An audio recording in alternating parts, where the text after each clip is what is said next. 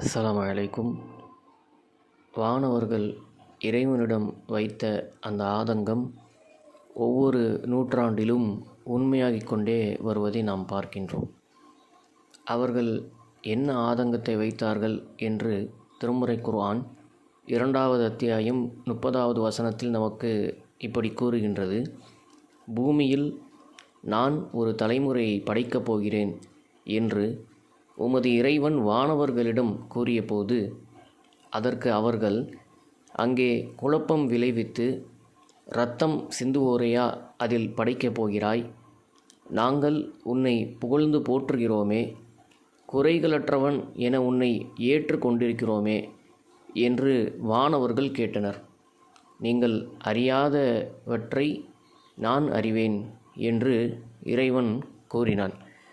இவ்வாறு திருமறை குர்ஆன் நமக்கு வானவர்களுக்கு ஏற்பட்ட அந்த ஆதங்கத்தை பற்றி விவரிக்கின்றது. உண்மையில் ஒவ்வொரு நூற்றாண்டிலும் மனிதர்கள் அவர்கள் போர்கள், குழப்பங்கள், சண்டைகள் என்ற பெயரில் ஏற்படுத்திய இரத்தம் சிந்துதலையும் அவர்கள் நடத்திய கொலை வெறியாட்டத்தையும் நாம் கண்முன்னே பார்க்கும் பொழுது இறைவனுடைய இந்த வசனம் எவ்வளவு பொருத்தமாக, எவ்வளவு உண்மையாக நடந்து கொண்டிருக்கின்றது என்பதை நம்மால் உணர முடிகின்றது.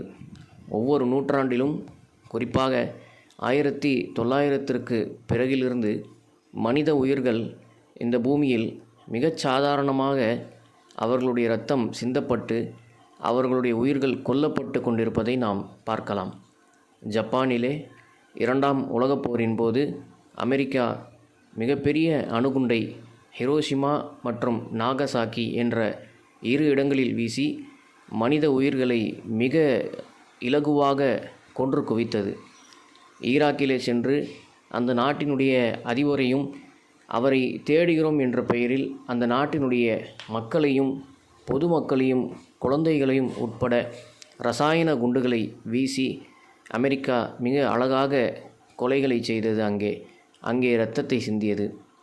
அதேபோல ஈரானிலும் தற்போது நம்முடைய இந்த காலகட்டத்தில் இதுவரை 1000ற்கும் மேற்பட்ட மனிதர்கள், குழந்தைகள், சிறுவர்கள், சிறுமியர்கள் உட்பட கொல்லப்பட்டிருப்பதை பார்க்கிறோம். இந்த தாக்குதல் ஆரம்பமான முதல் வாரத்திலேயே அமெரிக்காவும் இஸ்ரேலும் இணைந்து ஈரானில் இருக்கக்கூடிய மினாப் என்ற இடத்தில் இருக்கக்கூடிய சிறுமியர்கள் படிக்கும் பள்ளிக்கூடத்தின் மீது குண்டுகளை வீசியதன் விளைவாக அங்கே 165க்கும் மேற்பட்ட சிறுமிகள் உயிரிழந்தார்கள் என்ற செய்தி இந்த வசனத்தை இன்னும் நமக்கு ஆழமாக இந்த பூமியிலே மனித சமுதாயம் குழப்பத்தை ஏற்படுத்துவதையும் இரத்தத்தை சிந்தி அவர்களை கொலை செய்வதை மட்டும்தான் செய்து கொண்டிருக்கின்றது.